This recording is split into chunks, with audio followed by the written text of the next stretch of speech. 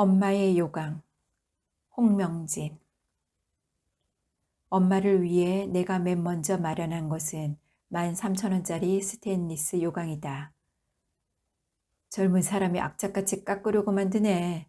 어쩌다 하나씩 나가는 이깟 요강 하나 팔아서 얼마나 남는다고? 시장 그릇집 여자는 잔돈을 거슬러 주면서까지 짜증을 냈다. 작고 가벼운 그것은 무게감도 느껴지지 않았다. 검은 비닐봉지에 요강 하나만 싸들고 할랑할랑 걸어오는 내 기분도 그리 흔쾌하지는 않았다. 엄마를 모시고 우리 집으로 오던 날 엄마는 나를 믿지 못하겠다는 듯 못마땅한 얼굴이었다. 남의 집살이를 벗어나지 못한 딸네 집이 그나마 엄마의 구미를 당기게 한 거라면 마당 있는 집이라는 것이었다. 네 집은 마당이 있어 시원하겠구나. 사흘간 머물렀던 언니네 집에서 짐을 챙기며 엄마는 마당 핑계를 댔다. 하긴 사돈 양반 내외가 있는 언니네 집에서 엄마가 운신할 수 있는 폭은 그리 크지 않았을 것이다. 그래도 엄마는 자존심이 상하는지 사돈 눈치 보인다는 말은 하지 않았다. 그놈의 아파트가 꼭 감옥 같더라. 어디 눈들 데가 있나. 재미 붙일 데가 있나. 밖에를 한번 나갈 수가 있나.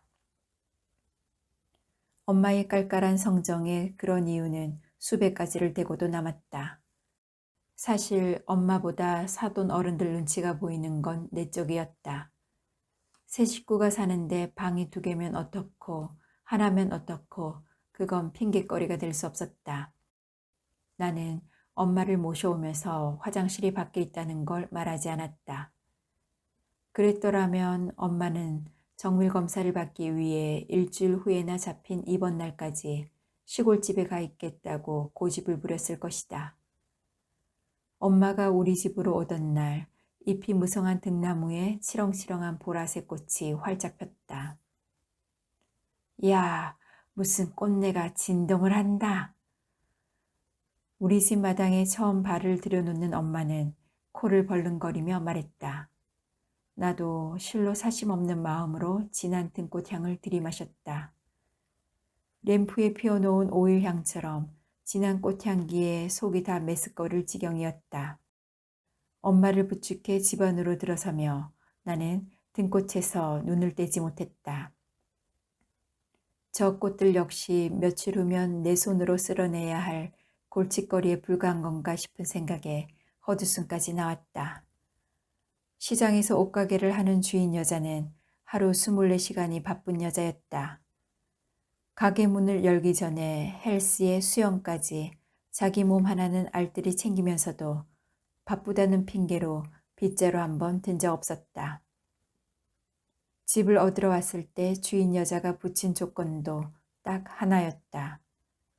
살림 깨끗이 하면서 마당 알뜰히 쓸어줄 사람. 문제 없었다. 그까지 마당 한번 쓰는 게 뭐가 어렵다고. 내 살림이야 알아서 하면 되는 거고 군일 삼아 마당도 쓸면서 느긋하게 사는 것도 정신 건강에 좋고 괜찮지 뭐. 나는 주인 여자가 붙인 단서에 가볍게 고개를 끄덕였다. 그런데 그게 아니었다. 15년 된 등나무는 대문에서부터 계단을 올라야 하는 1층 주인집 출입문까지 뻗어 올라가 마당의 반을 그늘로 뒤덮였다. 수십 가닥으로 꼬인 채 거대하게 뒤틀린 등나무 둥치 한 그루에서 뻗어나간 줄기와 그 잎은 얼마나 무성한지. 가을 내내 등나무 이파리들은 자고 나면 수북수북 떨어져 쌓였다. 완전히 앙상하게 굵은 가닥만 남기기까지 등나무는 여문 꼬투리와 작은 나뭇가지처럼 떨어뜨리며 겨우내 마당을 어지럽혔다. 지난 여름 꽃이 진 다음에 들어와서 등나무에 짙은 그늘에 탄성을 질렀다가 그놈의 마당을 쓸어내야 한다는 강박증에 시달려 신경쇠약에 걸릴 지경이었다. 하루 마당 청소를 걸으면 주인 여자는 출근하는 길에 아래층 우리 집 문을 두드렸다. 그리곤 얼굴을 들이밀고 콧소리가 섞인 목소리로 나를 불렀다. 언니, 바빠? 왜 마당을 안 쓸고 정신 사납게 두느냐는 말일 것이다. 나이 50이 넘은 여자가 한참 동생뻘인 나를 언니 하고 부를 땐 팔뚝에 소름이 돋고 아침에 먹은 밥알이 싹 다 말고 올라올 것만 같았다. 봄부터 등나무의 잎이 무성해질 때는 무서웠다. 올가을엔 저것들을 다 어떻게 쓸어내나. 나는 마당을 탐했던 내 어리석음을 저주했다. 엄마가 오던 그날 나는 마당 높이와 같은 출입문을 활짝 열어놓고 등꽃향을 실컷 들이마셨다. 내가 그놈의 등꽃향에 잠깐 홀려있는 동안 엄마는 둘러볼 것도 없는 집안을 어슬렁거리다가 개수대 옆에 붙은 세면실의 세시문을 열고는 고개를 들이민 채 한참을 서 있었다. 앉아서 좀 쉬어요. 다리 아파서 잘 걷지도 못하는 양반이 딸네 집이 그렇게 낯설어요? 나는 엄마의 마뜩찮은 듯한 기색을 살피며 짐짓 아무렇지도 않게 말했다. 화장실은 없냐? 엄마는 화장실을 찾고 있었다. 우리 집을 처음 찾아오는 사람들은 대개 엄마와 같은 반응을 보였다. 대문에서 마주 보이는 마당 구석에 화장실이라고 공중 화장실처럼 굵직한 아크릴 팻말이 붙어 있는 걸 보고도 집 안에 들어오면 세면실 문을 화장실인 듯 당연하게 열고 들어갔다가는 화장실은 어디 있느냐고 물었다. 그때마다 내 대답은 한결같았다. 밖에 있는 거 못 봤어요? 하지만 엄마에겐 그렇게 가볍게 말해버릴 성질이 아니었다. 엄마는 퇴행성 관절염이 심해진 뒤로는 쪼그려 앉았다 일어서는 일을 무엇보다 고통스러워했다. 아버지가 돌아가시고 난 뒤에 엄마가 제일 먼저 시골집을 손본 것도 화장실이었다. 마당 끝에 있는 오래된 변소를 폐쇄하고 마루와 부엌 사이의 공간에 조리식 칸막이를 해달고 좌변기를 들인 것이다. 아버지 병수발을 하며 무엇보다 엄마가 끔찍해했던 것도 아버지의 요강수발이었다. 오랫동안 병석에 누웠다 돌아가신 아버지에겐 좌변기 자체가 소용없는 물건이었지만 엄마는 그놈의 요강을 받아내는 일이 무릎의 연골을 다 딸게 했다고 믿고 있었다. 나는 엄마를 부축해 다시 밖으로 나갔다.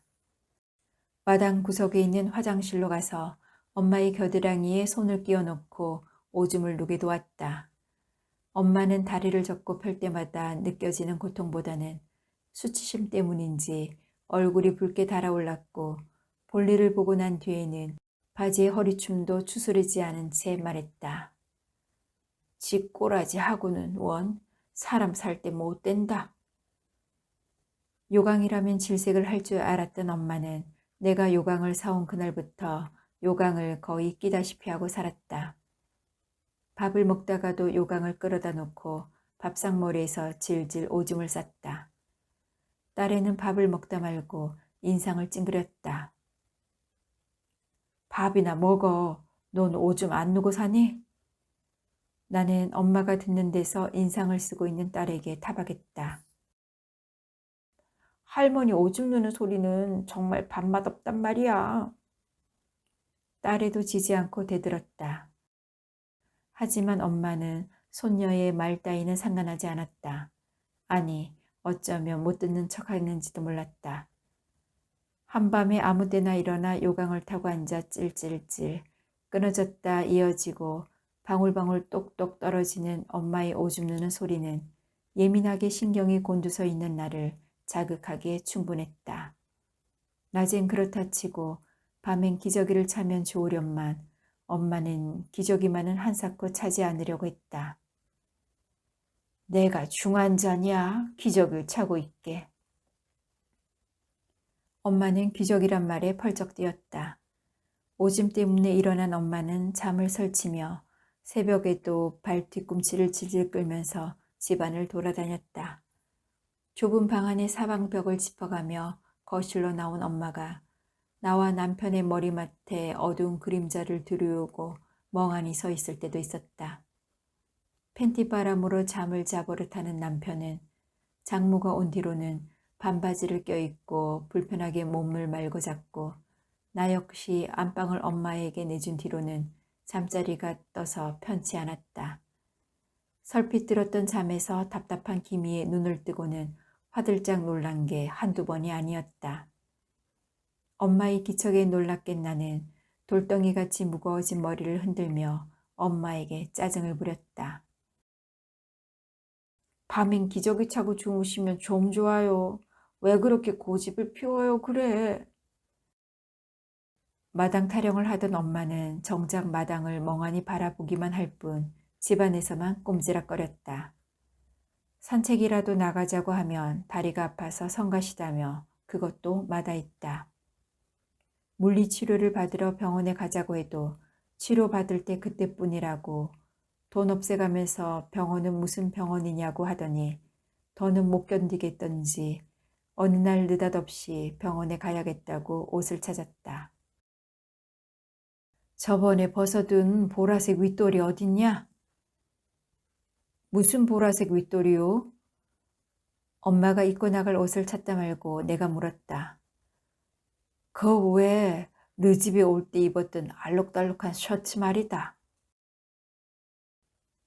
엄마는 언니가 백화점에서 사다 준 미색 셔츠를 마다하고 시골에서 올라올 때 입었던 보라색 셔츠를 찾고 있었다. 꼭 그거 입어야 돼요? 이 옷도 괜찮은데. 엄마는 내가 건넨 옷은 거들떠도 보지 않고 꼭 그 옷을 입고 나가야겠다고 고집을 피웠다. 손빨래를 해야 할 그 옷은 아직도 빨래 바구니에 있었다. 빨려고 내놓고 아직 안 빨았어요.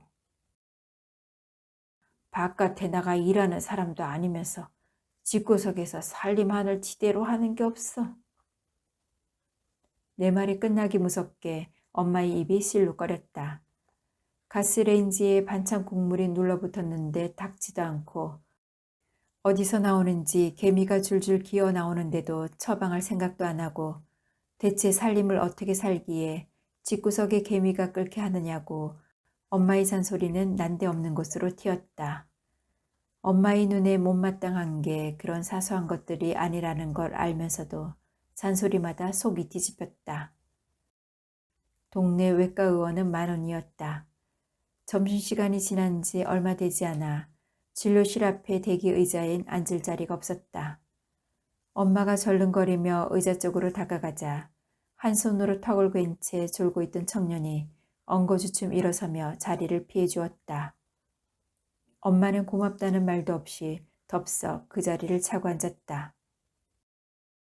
아줌마는 뭐 때문에 병원에 오셨어? 엄마는 자리에 앉자마자 옆에 앉은 뚱뚱한 여자에게 말을 붙였다. 눈두덩이 뭉친 지방 덩어리가 축 늘어져 다소 심술기가 있어 보이는 여자였다.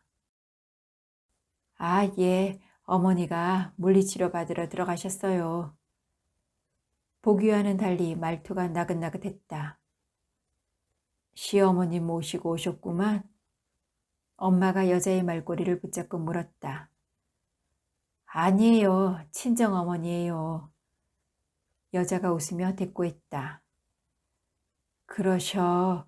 친정어머니는 올해 연세가 어떻게 되시나? 80이세요. 나보다 4살이나 많이 잡섰구먼. 하기야 늙으면 남의 나이 산다는데 80이면 병원 신세 질 일도 많으시겠지. 그나저나 딸인데 고생이 많구려.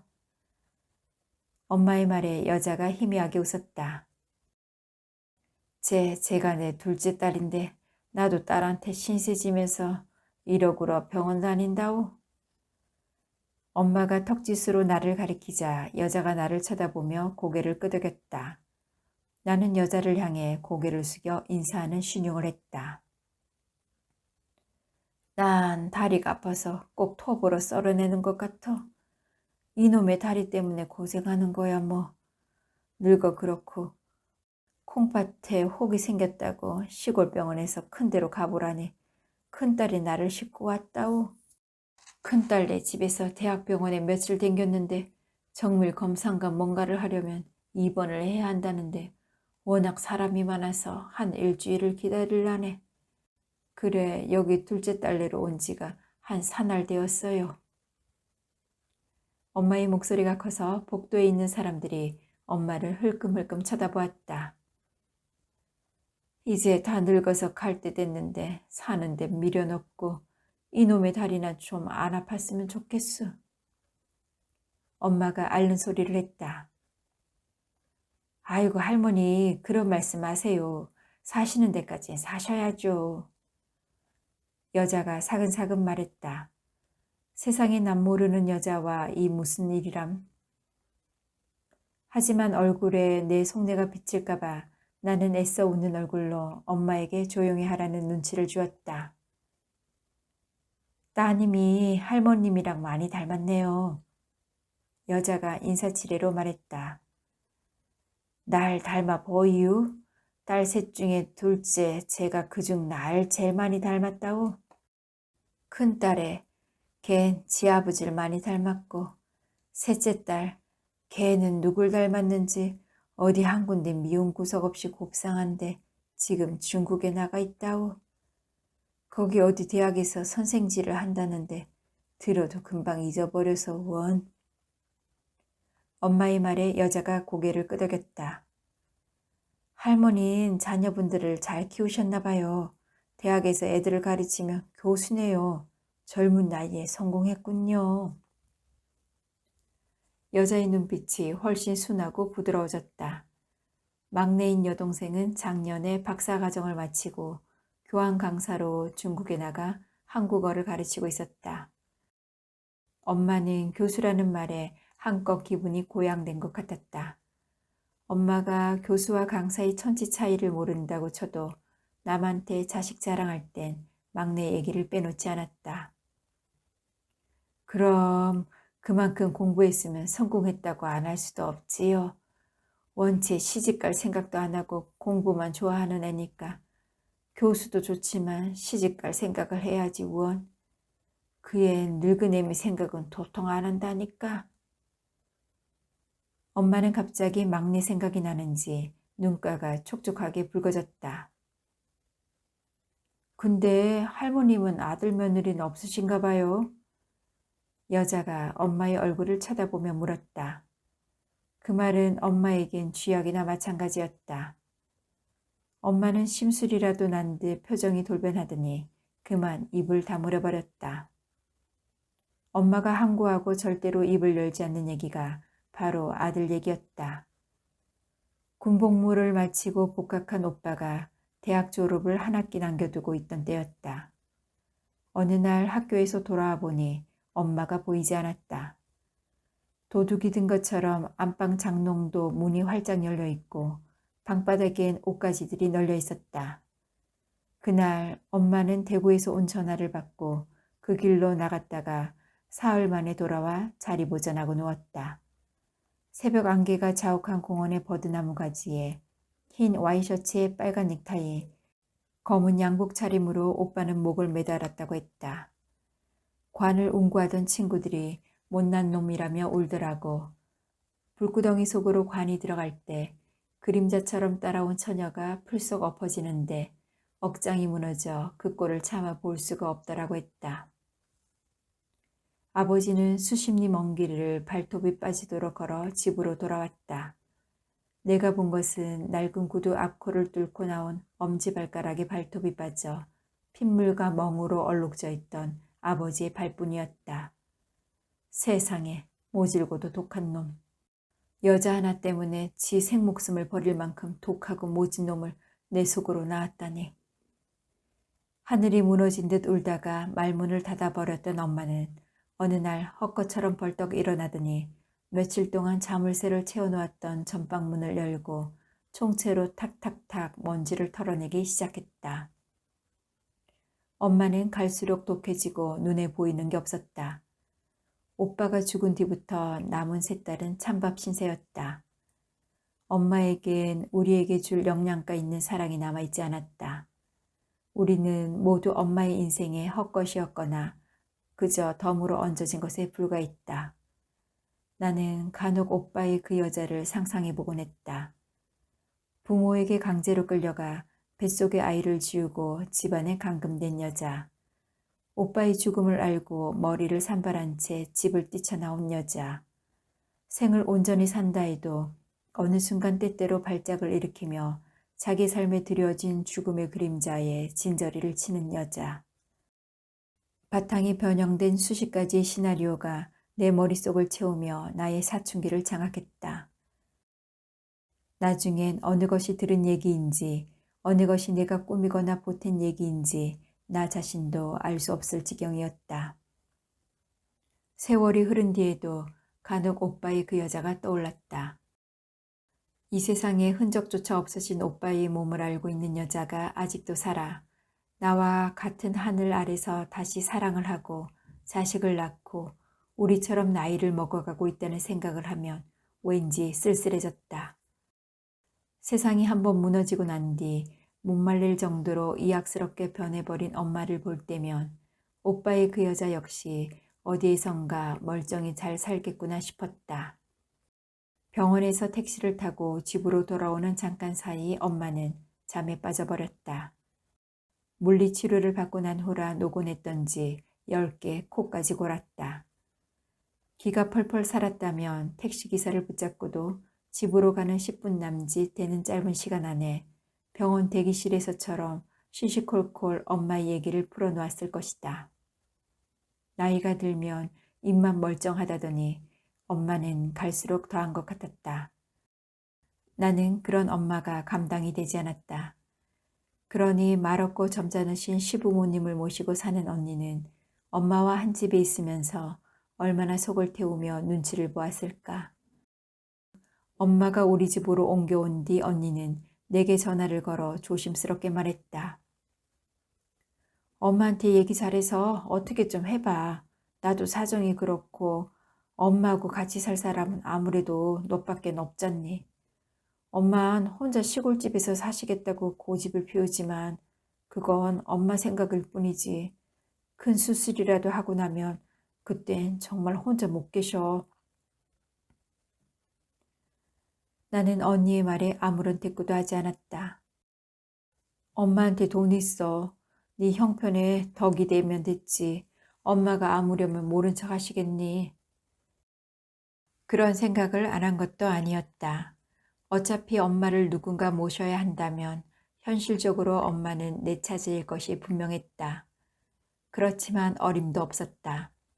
엄마 주머니에서 돈이 나와 3년 전 아버지가 돌아가셨을 때 엄마는 동네 사람들이 낸 부조 봉투를 일일이 장부와 대조해가며 누구네는 얼마 갔는데 반만 왔다는 둥, 있는 것들이 남의 초상집에 빈손으로 와서 말 부조만 하고 입을 싹 닦는다는 둥, 돈도 사람 보고 간다는데 그래서 사람 사는 게 무섭다는 둥, 아버지가 돌아가신 마당에 엄마는 온갖 소리를 다 해댔다.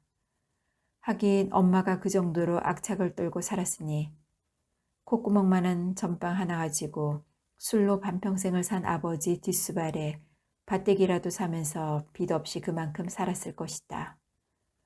늙음하게 돈이라도 쥐고 있어야 남한테 업신여김 당하지 않는다는 것. 내 손에 움켜쥔 것 없이는 깔축 없이 남한테 짐짝 신세가 된다는 게 엄마의 철학이었다. 그건 딸 자식에게도 귀에 못이 앉도록 엄마가 하는 얘기였다. 엄마에게서 공것은 바라지도 않았지만 나한테 엄마를 맡기려는 언니의 속셈이 빤히 보여 나는 언니가 원하는 대답을 해주지 않았다. 엄마가 결단을 내려야지. 그게 어디 내 맘대로 돼? 언니도 알잖아. 엄마 고집 세고 성격 이상한 거. 아마 누구하고도 함께 못 사실걸. 엄마는 집에 오자마자 요강 단지부터 찾았다. 병원비는 얼마가 나왔더냐? 엄마가 요강을 타고 앉아 물었다. 얼마 감겨있지 않은 두루마리 화장지를 진 손에 힘이 들어가는 걸 보니 아마도 큰 볼일을 보는 모양이었다. 불려놓은 미역과 다진 쇠고기를 냄비에 놓고 볶고 있던 나는 얼굴에 벌겋게 힘이 들어가는 엄마를 쳐다보며 눈살을 찌푸렸다. 왜요? 병원비에 택시비까지 엄마가 다 주려? 그까짓 거 얼마나 된다고 걱정 말아요. 내 말에 엄마는 입을 삐죽거렸다. 서울로 전화 좀 해봐라. 병원에 언제 가야 하는지. 괜한 돈만 없앨 텐데 내가 깝깝해서 더는 못 있겠다.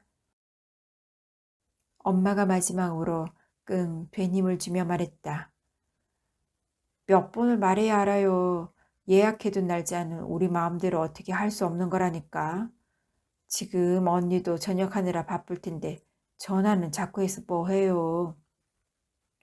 성마른 내 대꾸에 엄마는 이내 풀이 죽는 기세였다. 깨끗한 척은 혼자 다 하면서 요강을 타고 앉았을 때 보면 엄마는 영락없이 노망든 노인네 같았다. 입원해서 정밀검사를 받아야 뭐가 어떻게 된 건지 확실히 안다잖아요. 콩팥이 잘못되면 오줌도 못 누고 사는데 그깟 돈은 꽁쳐놨다 지고 가려고 그래요? 들기름을 충분히 둘렀는데도 쇠고기와 미역은 냄비 바닥에 바짝바짝 들러붙었다. 엄마가 엉덩이를 위로 쳐들고 휴지로 밑을 닦았다. 냄새가 진동을 했다. 그게 다 병원에서 돈 우려먹으려고 하는 수작이지. 내 몸은 내가 안다. 그깟 놈의 무릎덩어리. 그거야 뭐 암돼서도 약으로 녹일 수 있는데 괜스레 입원해라 어째라. 일만 크게 만들어가지고. 요광단지 뚜껑을 덮어 한쪽으로 밀어둔 엄마는 방으로 들어가며 구시렁거렸다. 그러게요. 남한테 적선하는 셈치고 검사비 좀 떼어주는 게 낫지. 괜한 병 키워서 나중에 고생하게 되면 어쩌려고요. 안방으로 들어가 침대에 드러눕는 엄마에게 나는 악을 쓰듯 소리를 질렀다. 쇠고기와 미역이 눌어붙은 냄비에 물을 한 바가지 퍼붓자 누런 기름이 둥둥 떠올랐다. 엄마는 뭐가 못마땅한지 밥상 앞에 앉아 인상을 찡그린 채 수저들 생각을 하지 않았다. 어서 잡숴요. 반찬이 마음에 안 들어요? 나는 국그릇을 엄마 앞으로 밀어놓았다. 국이라고 원, 고기 덩어리로 푹 고아야 감칠맛이 나지. 기름만 둥둥 뜨게 시리.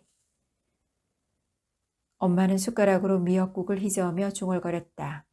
미역국 하나 끓이느라 밑반찬이 온전치 못했다. 호박이나 가지나물이라도 슴슴하게 무칠 걸 싶었다. 딸애는 미역국에 밥을 말아 김치를 걸쳐 푹푹 퍼먹었다.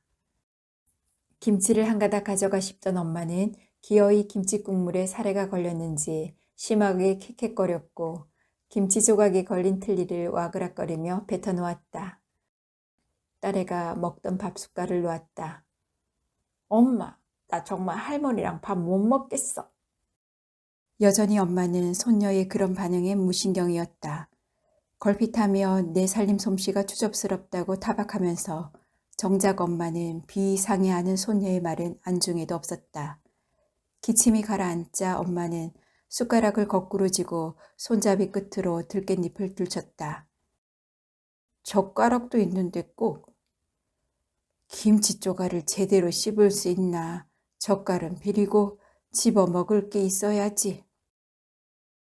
내 말에 엄마는 축 늘어진 눈을 쪼그렸대며 중얼거렸다.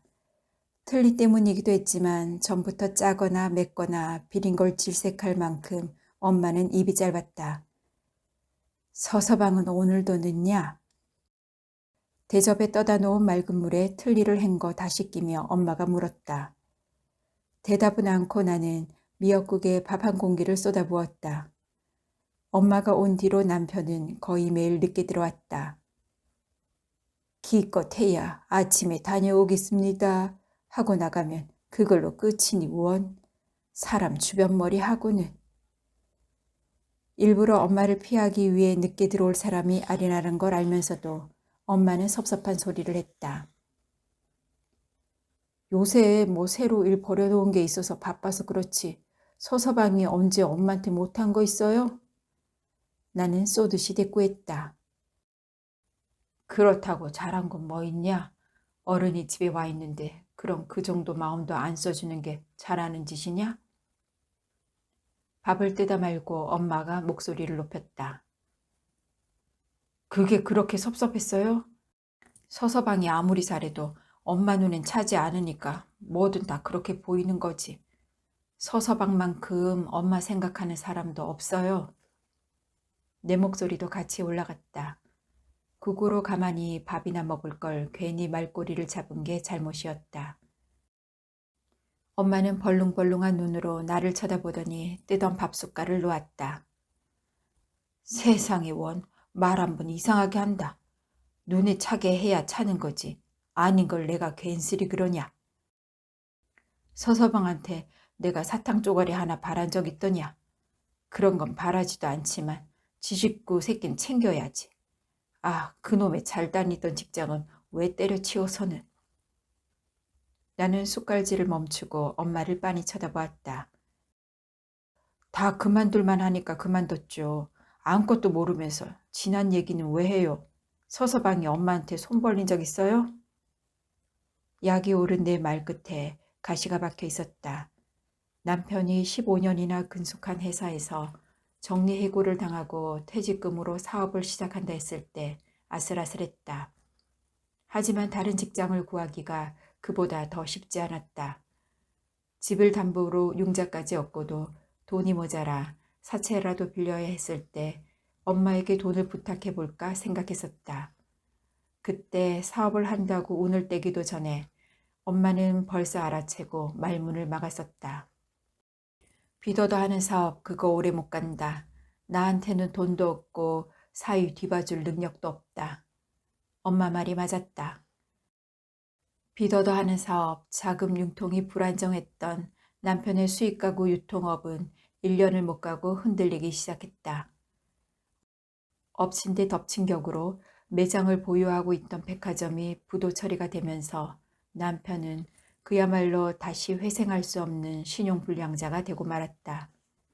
그때 엄마의 돈까지 얻어다 썼더라면 아마 엄마 역시 살던 집을 내놓고 떠돌아야 했을지도 몰랐다. 하지만 엄마에게 가졌던 야속함까지 다 없어진 건 아니었다. 하여튼 마뜩잖아 죽겠어. 내가 네 생각만 하면 복장이 터진다. 엄마는 기어이 하고 싶은 말을 다하고 끙 된 소리를 내며 일어서더니 방으로 들어가 버렸다. 나는 혼자 미역국에 만 밥 한 그릇을 알뜰하게 비우고 개수대의 수돗물을 세차게 틀어놓고 설거지를 했다. 남편은 전화를 받지 않았다. 컬러링이 끝나면 메시지를 남기라는 기계음만 반복되었다. 벌써 4번째 거는 전화였다. 저녁을 먹고 난 후 텔레비전을 보던 엄마는 그새 잠이 들었는지 조용했다. 안방에 텔레비전을 끄자 집안이 조용해졌다. 딸애는 방문을 꼭 닫고 꼼짝도 하지 않았다. 중학생이 된 딸애는 부쩍 말수가 줄면서 방 안에만 틀어박혀 있으려 했다. 딸의 방을 놓고 있지만 반응이 없었다. 딸애는 mp3를 목에 걸고 이어폰으로 음악을 듣느라 내가 방에 들어온 것도 몰랐다. 음악 끄고 공부해야지. 딸의 등을 가볍게 치자 딸애는 고개를 획 돌려 나를 노려보더니 다시 고개를 까딱거리며 거칠게 책장을 넘겼다. 신경질을 부리는 딸애에게 따끔하게 한 소리 하려고 하던 참인데 휴대폰 벨이 울렸다. 휴대폰 창에 남편의 이름이 떴다. 딸의 방문을 닫고 마당으로 나왔다. 어디 있길래 전화를 해도 안 받아요? 나도 모르게 목소리가 올라갔다. 시끄러운 데 있어서 벨소리를 못 들었어. 누굴 좀 만나서 술 한잔 하다가 노래방에 들어갔었지. 남편의 목소리는 태평스러웠다. 노래방? 정말 속 편하게 살고 있네. 당신이 지금 노래방에 가서 도우미 여자 끼고 노래 부를 처지야? 내가 소리를 지르자 남편은 대꾸도 않고 전화를 끊어버렸다. 속에서 올라오는 열을 사귀기 위해 등나무 밑에 놓인 평상에 앉았다. 순간 눈앞에 아무것도 보이지 않았다. 무언지 모를 감정이 분노 같은 것이 마구 나를 휘젓고 있었다. 언제까지 이렇게 살아야 하나 생각하면서 가슴이 탁 막힌 게 한두 번이 아니었지만 이게 고작 시작이라는 생각을 하면 사는 게 끔찍했다. 그런 내 마음을 엄마는 모를 것이다. 손에 든 휴대폰을 꽉 쥔 채 발끝만 노려보고 앉았는데 출입문을 툭 치는 소리가 들리더니 엄마가 요강단지를 들고 나왔다. 뭐 하시는 거예요? 엄마는 숨이 찬지 요강단지를 위태롭게 들고 잦은 숨을 들이쉬며 나를 바라보았다. 이걸 비워야 오줌을 누지 원. 내 속을 모르는 엄마는 엄마대로 짜증을 부렸다. 나는 엄마 손에서 요강단지를 빼앗아 들고 화장실로 갔다. 반이나 찬 오줌 속에 찰기 없이 풀어진 똥이 찢어놓은 종이 조각처럼 너풀너풀 떠다녔다. 변기에 가랑이를 벌린 채 서서 몸을 숙여 요강을 쏟아부었다. 변기의 수통잡이를 세게 잡아당기는데 저절로 욕지기가 치밀었다. 이놈의 마당에 반해서 화장실 따위 신경 쓰지 않고 덥석 집을 얻어버린 내가 생각할수록 한심스러웠다. 엄마는 문설주를 짚고 출입문 앞에 서 있었다. 들어가요. 왜 이러고 있어요? 화를 눌렀는데도 목소리가 신경질적으로 나왔다. 엄마는 허리를 잔뜩 구부린 채 절뚝거리며 나를 따라 들어왔다. 나는 세면실에 요강을 밀어 넣었다. 수세미로 팍팍 닦아야 지린내가 안 나지. 요강 한 번을 지대로 닦는 건 못 봤네. 살림하는 여편네가 원. 엄마의 표정이 못마땅하게 일그레졌다. 살림하는 여편네가 뭐? 말끝마다 그놈의 살림하는 여편네 소리. 내가 엄마 밥을 제대로 안 차려줬수. 눈치를 줬수. 엄만 대체 뭐가 불만이어서 내가 하는 걸 곱게 못 봐줘요? 세면실 문고리를 잡고 선 엄마는 내 말에 눈을 끔뻑거렸다. 얘가 한밤중에 왜 소리는 지르고 그러냐? 요강 깨끗이 씻으라는데. 지금 요강 때문에 이러는 줄 알아요? 이 잘난 요강 단지 수십 번도 비울 수 있어요. 이게 뭐 대단한 일이라고. 나를 쏘아보고 있는 엄마의 눈빛이 변했다. 그래, 너 말 잘했다. 이깟 놈의 요강 단지 내가 너 힘 안 빌고도 비울 수 있다. 그게 뭔 놈의 그리 큰일이라고 유세냐.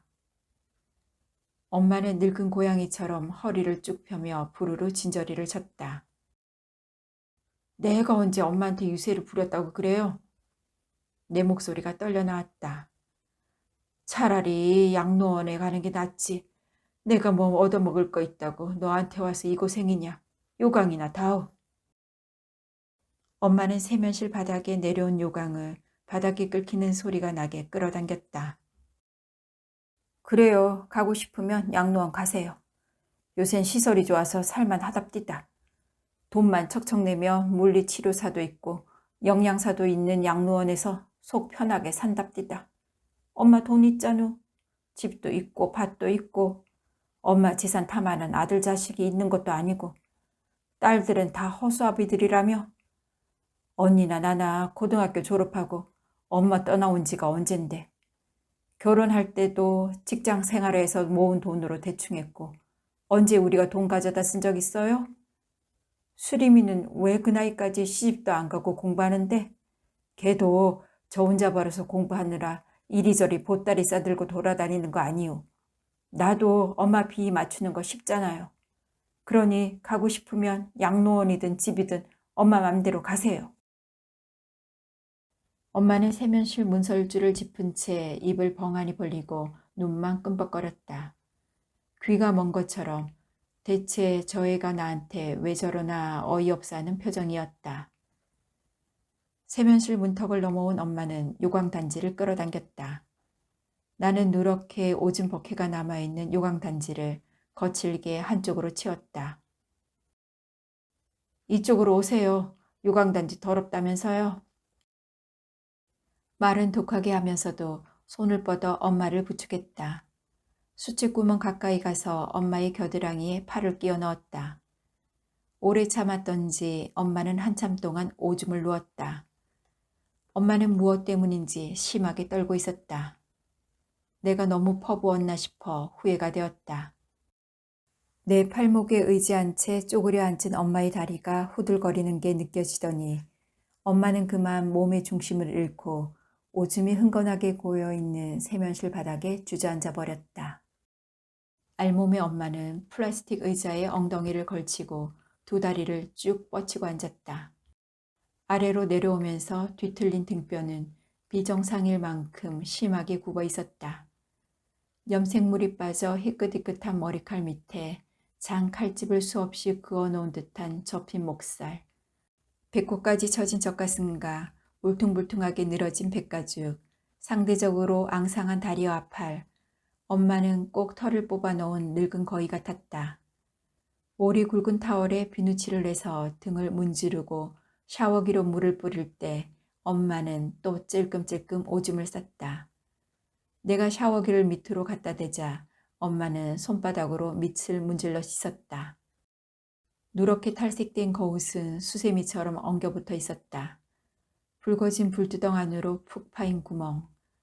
나는 엄마의 깊고 검은 동굴처럼 뻥 뚫려 있는 그곳을 외면하듯 눈을 돌려버렸다.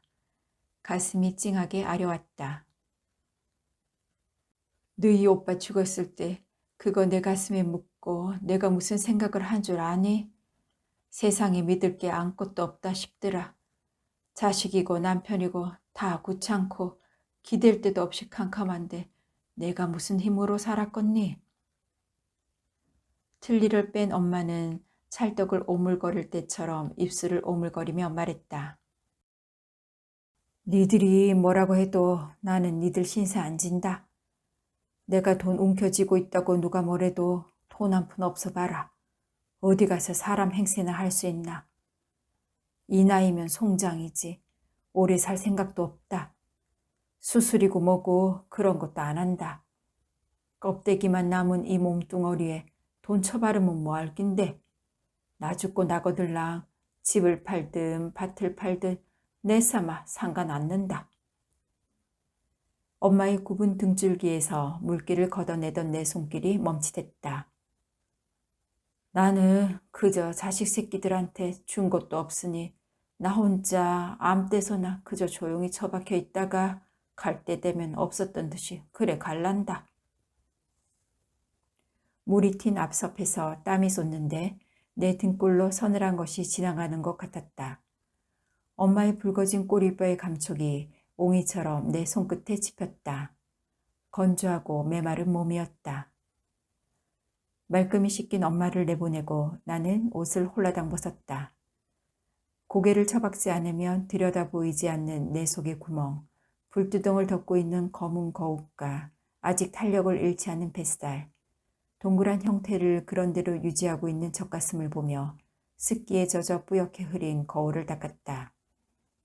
배꼽 부위에서 출렁거리던 늘어진 엄마의 젖가슴이 떠올랐다.